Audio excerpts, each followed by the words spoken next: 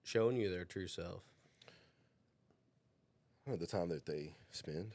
Yeah. You know, how they use their how they utilize their day. You know what I mean? Right. Like, if you're just not doing much with your day, like what are you doing? Yeah. You know what I mean? Yeah. I do at least like 7 things every single day. Yeah. You know what I mean? And especially with my job, I travel to, like, I'm always on the go. Like, I can't be with somebody that's just sitting around, and that's a lot of, you know. Yeah. Well, I need somebody that's like ready to move, like ready to be. Yep. Doing stuff. Like, I like to travel. Like, I like to like to go eat at restaurants and stuff like that. So I don't know. That's kind of like the first thing. Like, how active are they? You know, and then after that, like, what are their morals? Yeah. You know, like, I don't really care about what they look like and all that good stuff like that. Like, do they got deep rooted morals? Yeah. Because we live in a moralist world. Yes, we do. We do. Everybody's looking for the next best thing, and you know, they don't. It got secret doesn't pages matter. and stuff like I don't need no extra stuff. Like, I just need a normal person. Right. You know what I mean? And the wild thing is the people that be doing this are the same ones that sitting there saying that they want the exact opposite. Yep. And I've met a few. So, you know what I'm saying? It's crazy. It's crazy. No. So, what's it like being a single dad now, though? So now, with trying to establish custody since my son was like a year and a half, it's been a struggle. There have been times where I couldn't see them. And I say, like, times as in like half a year. You know what I mean? Because I'm not the type that's going to fight her for, you know, them. Like, they can stay with their mom until, you know, it's all cohesive with me to have them and stuff like that. So there have been a couple stints where that's happened. The recent ones where it got me back into the gym and stuff like that. I was like, you know, focus myself, lock in, you know. Right. But since having them back and stuff like that, it's just fun, you know. Like, I'm just trying to be as. Do you think a lot of that had to do with? A lot of that has to do with trauma from our relationship. Right, but do you think that a lot of that had to deal with a way of you and her's issues placating into the ability to be able to see your kids or not? Like, not anything that had to do with the children. Yeah. But the personal vendettas that you two had against each other, do you think that swayed a lot of it, being like, oh, you can't see your kids? Yes, past and present. Previous in the relationship and as of not together with the kids, trying to be together with the kids, not together with the kids, trying to be together with, you know what I mean? Trying to do that, you know, that stressed the relationship a lot more. Yeah. You know what I mean? Versus just trying to raise them, you know, individually. So a lot of the past affected the present. Yeah. You know, and it's just best that we raise them individually. You know what I mean? Right. So. Well, that's good. You know, hopefully you guys can get a good co-parenting routine down. It's going to be benefit for the kids, you know, because we do good. We do good. It's just about the consistency of the schedule. I mean, that's honestly all it is at this point. But, like, we do good. That's good. Do good. The kids are good. Have you noticed, and this might be real deep, but you don't have to answer if you don't want to, but have you noticed how you and her's relationship has affected your kids? Not necessarily. No. My son, yes, maybe. Yeah. You know what I mean? He's dealt with it longer. Right. And he's at that age now where he can tell, but he's dealt with it so in his entire life. Yeah. My daughter's just, she don't really like me not being there. Yeah. She's very vocal about that. But, like, she's going to have to grow up and, learn how to accept it, stuff like that. So, right. I don't say it affects them, though. Yeah. You know what I mean? It's just that they're aware that we're not together. Right. You know what I mean? Yeah. So, all right, I feel like we got a good grasp of how all that went down. How all that went down. What So what's new with you now, man? Like, doing going to the gym, having your kids, like what's life looking like for you now? Life's looking fun, man, now. Podcast is going good. Unveiled Pass podcast. You already know. Pass. Thanks for watching for this long. Please like the video. Yeah. I sound like a bot. No, man, but life's fun, dude. Trying to stay in the gym. I'm about to start trying to compete. Start vlogging. So check out the vlogs when that comes out. Yeah. Seeing how far this goes. What kind of competing you plan on doing? Well, I want to weight compete. Oh, yeah. Like, weight compete. Yeah. Like I don't want to like stand up there and like do all that. I want to actually lift. I want to do like an Olympic lift. Okay. It's like bench. That's why I'm trying to, like, when I was talking to you earlier in the year, I was trying to get in the 750 club. And I'm like, I think I'm in it now. Yeah. But like I was trying to get bench, squat, and power. Yeah.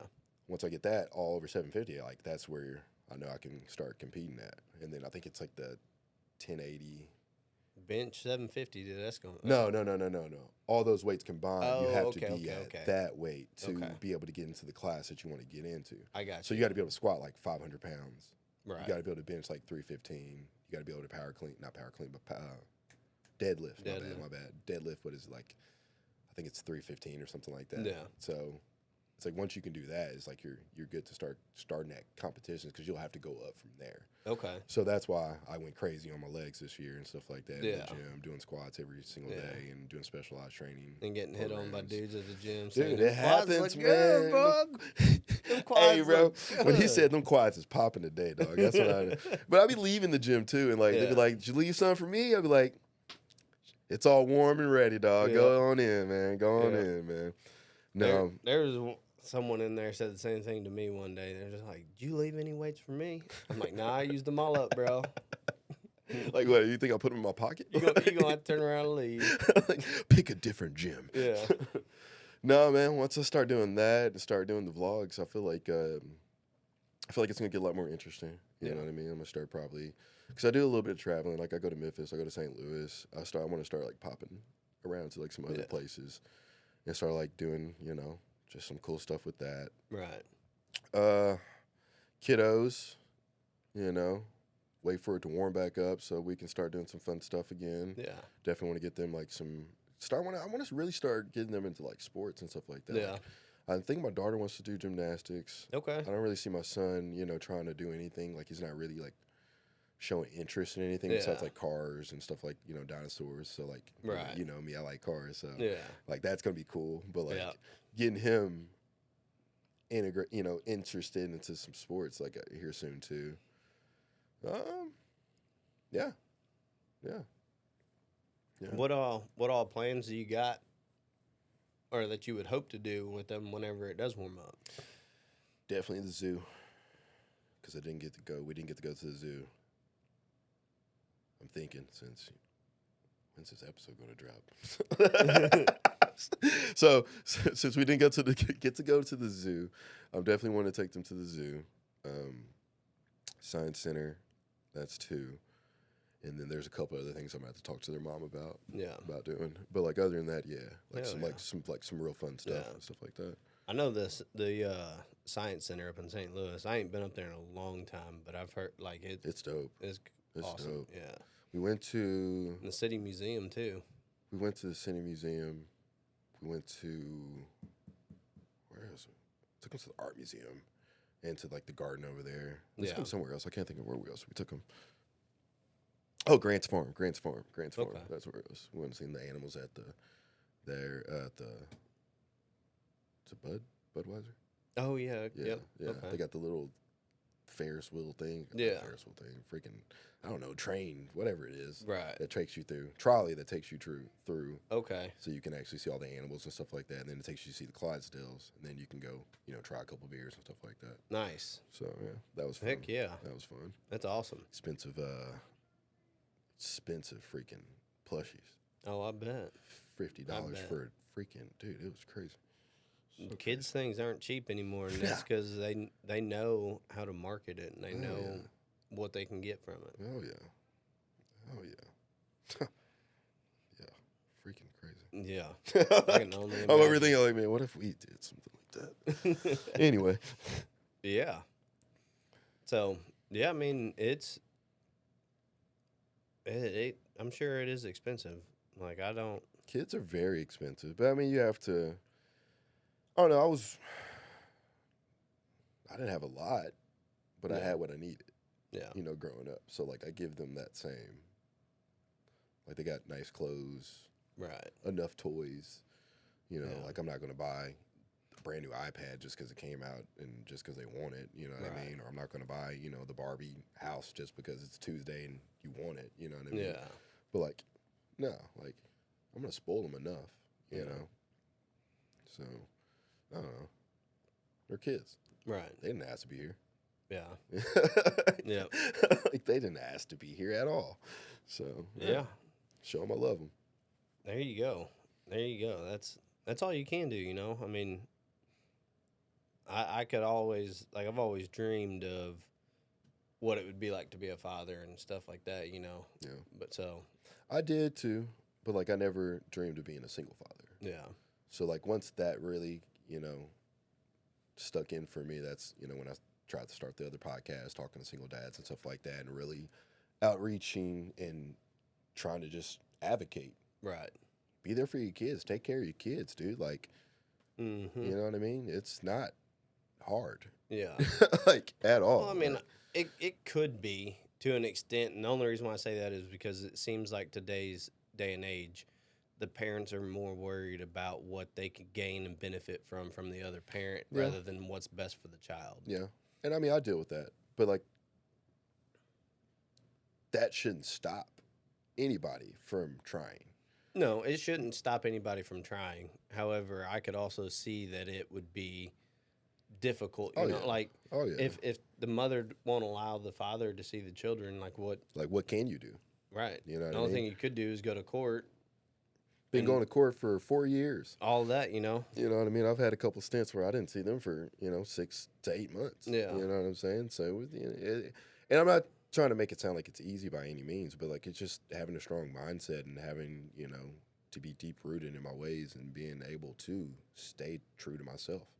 And that's kind of the message I push to anybody, any single dad out there in the world that's trying, keep enduring, keep fighting, keep trying to be there for your kids because they didn't ask to be here.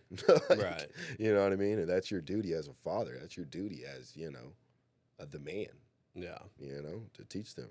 Yep. It sure is, and I think that it's with a good, healthy co-parent situation, I think it's possible for the children to be, get where they need to go and things like that. But I find it's hard because my upbringing was one parent for a little while and then no parents. Yeah.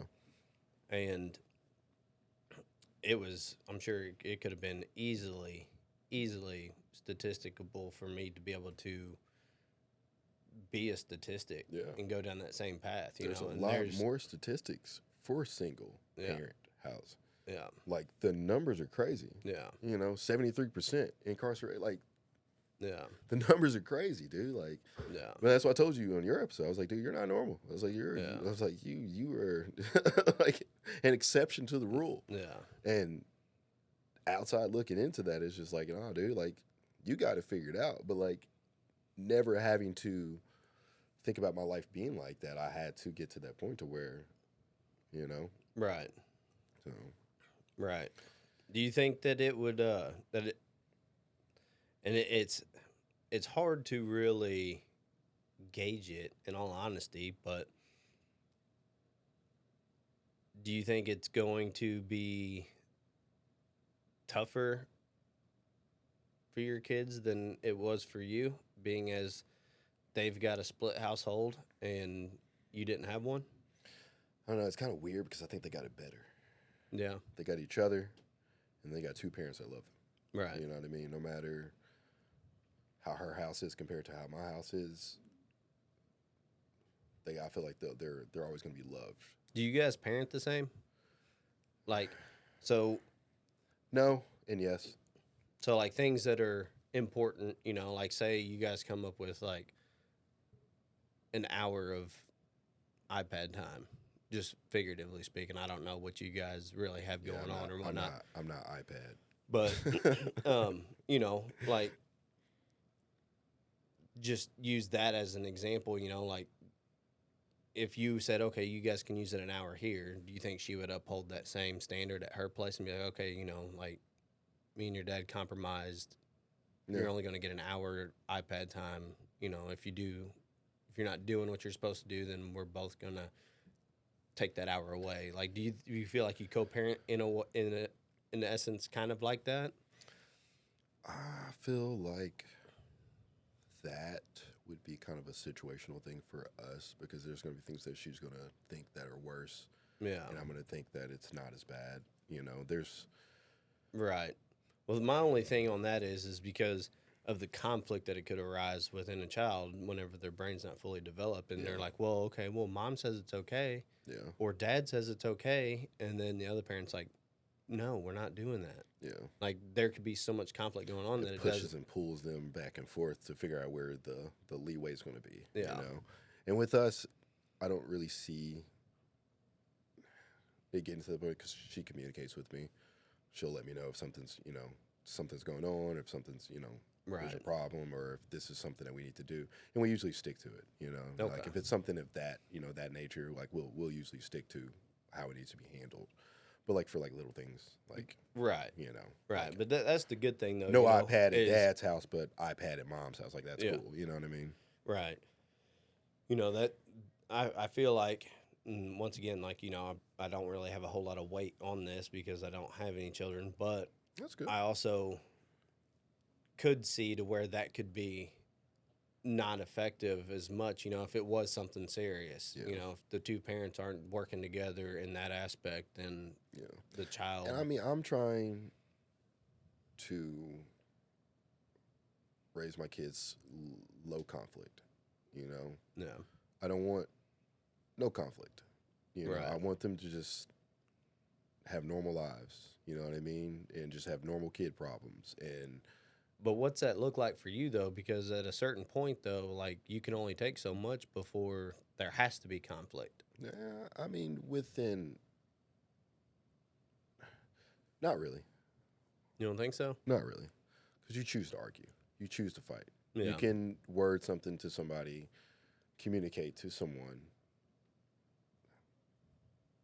properly. Let me say it that way. Yeah. You don't have to bring it to the point of aggression or anger and, try to get your message across that way. Even if somebody's pushing the message to you that way, you don't have to, right, shoot it back to them that way. Try my best. Yeah. Sorry, I'll do better next time. You know what I mean? Like there's ways that you can deflect and get it out of that space. Yeah. And then get to a space to where you can communicate, right, coherently enough to be able to get the message solved. But like for the ones that can't, it's not really an avoiding thing that I would push because I've talked to a couple guys that have kids' mothers that are very aggressive and stuff like that. It's just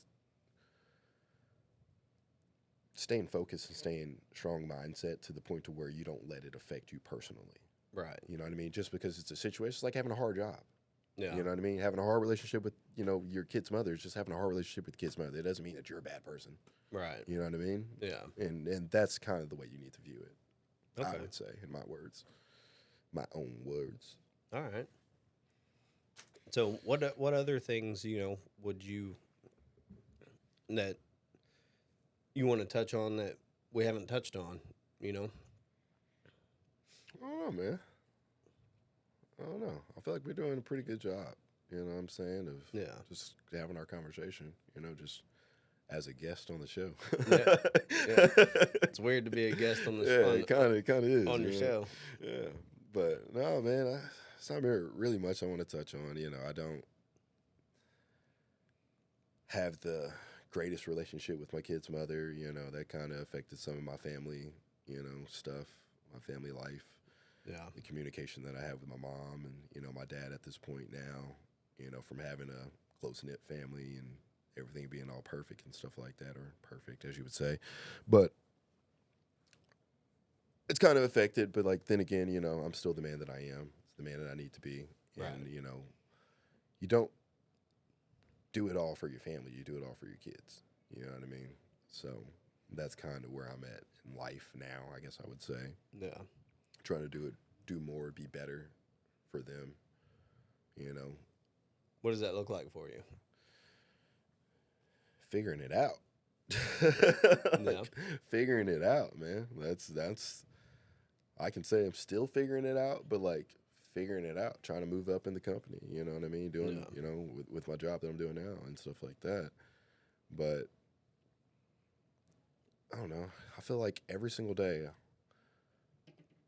I can wake up and have a good day. Yeah. And if I stack up enough of those, I'm gonna fuck around and have a good life. There you go. go. You know what I mean? Yeah.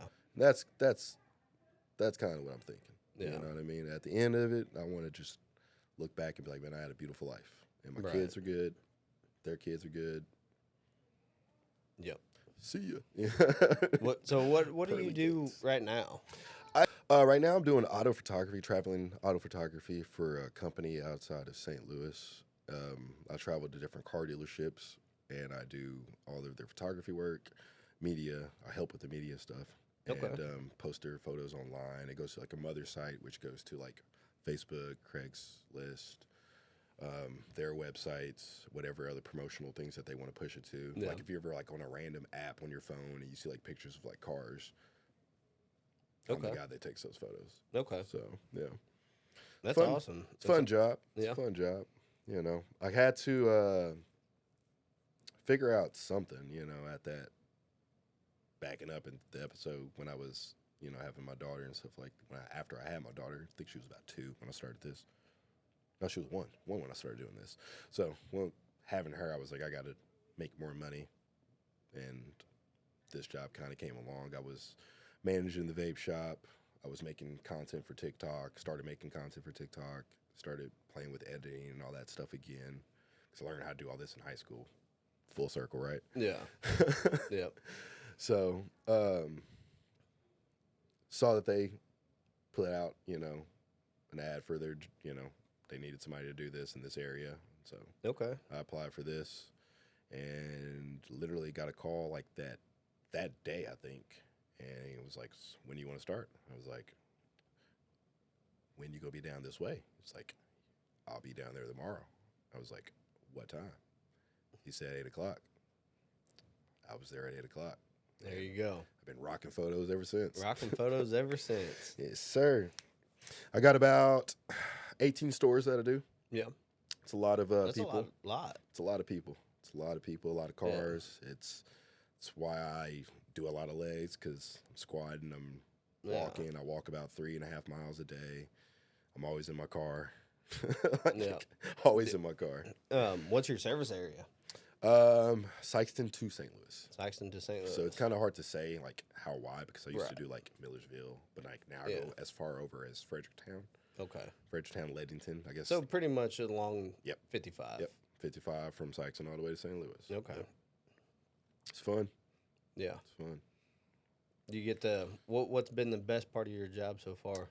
Like the one thing that stands out the most that you got to do? Dude, it's kind of hard to say because it's like I take photos of vehicles. Yeah. So, you know what I mean? Randomly there's that Porsche there, or randomly there's that 392, you know what I'm saying? That Hellcat, or a 25, Camaro, or a 25 Corvette. Yeah. You know what I mean? So every now and then there's a little gem in there. Yeah. But also I can wake up when I want. You know what I mean? I make salary, so like it's, like a real job right. in that case. So like it's not like I'm having to take photos for work. I do this as, it's like my company in this case. And that's how the job they have it set up. Like everybody within their area takes care of their area, how they see fit. Not how they see fit, but like, you know what I mean? Right. So that's a big thing, especially from laying flooring and doing stuff like that. My dad worked for himself. He would be contracted to work for himself. I would work with him. Did that for 4 years full time. Got fully in my head that I wanted to be my own boss and I wanted to do work on my scale at my time when I want, where I want, yada, yada, yada. Yeah. And this job kind of opened me That's up. good. That's good that you got that, Freedom. Yeah. More freedom than what most people have. Yep. For sure, That's what's kept me here for so long. So it's being out on the road's difficult for sure, but you're able to be home every night, you're there if your kids need you. The most you'll be is a couple hours away. Yep. And you really can't beat that. No. I bet you've seen a lot more doing that traveling style, than what most locals around here get to see and do. Oh yeah. I think I've 36 1,000 miles. Yeah. That I drove. Man. So, yeah. That's wild. That's awesome. Well, we appreciate you coming on, telling us about your appreciate you for having me on here. Your story, and how your upbringing was, and it's always fun. And we definitely gonna get into it more. You know what I mean? We're gonna integrate some episodes where we could just kind of sit and talk and reflect. Yeah, absolutely. I think that'd be very beneficial. Oh yeah. Just so you guys know, one other thing that we got going on too that we've just started doing, we actually are taking questions from you viewers, and we actually have a question for Brandon from one of our viewers. For you. So the question is how has your upbringing affected your parenting style for your kids? How has my upbringing affected my parenting style for my kids? That's a good question. I feel like it's kind of shaped me to the point to where like I don't show my kids aggression. You know what I mean? Like I was spanked and stuff like that as a child, and I don't really view that as like that. What I need for my kids, you know what I mean? Like I don't think I should have to put my hands on them to get my point across, or belt to BTA as the kids say. Yeah. I don't feel like I should have to be able to do it that way, but like also being able to talk, have an open communication with my kids, because I was always able to talk to my mom and dad. There was one thing that my mom told me. She was like, "If you lie to me, I can't help you," and that stuck with me. So. Never lie. So I always try to tell my kids, like, "Oh no, we don't lie and we talk." Even if when kids and they get like that, I'm like, no, calm down, it's okay. Open up communication with them to allow them to be able to talk to you. Because once they're freaking 15, 16 and they don't want to talk to you, guess what? Should have started when they were younger. Yep. So. Yep. No, that was a good question. It's a good question. We appreciate you answering it. And I'm sure our viewer out there, Jen, she appreciates that.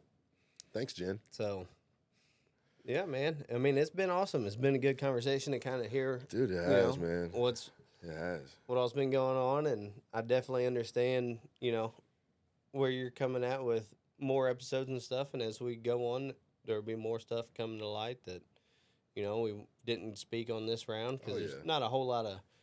When you get back behind the chair, it's a little intimidating for one when it's your story. Yeah. But two, also, the time that we spend in here shooting, like it doesn't seem like it's enough time. No. It seems like it's going to be one of those things that over time, it's going to. Yeah. You'll have to talk about it over time. You have to elaborate, and you'll have to put the puzzle together. You know what I mean? We kind of got the frame built. Couple little pieces in there, you know what I mean, for mine and yours as well. But like I feel like once we actually start putting it together, we start actually talking to more people, and we actually start having more episodes where me and you just sit here and relate with each other.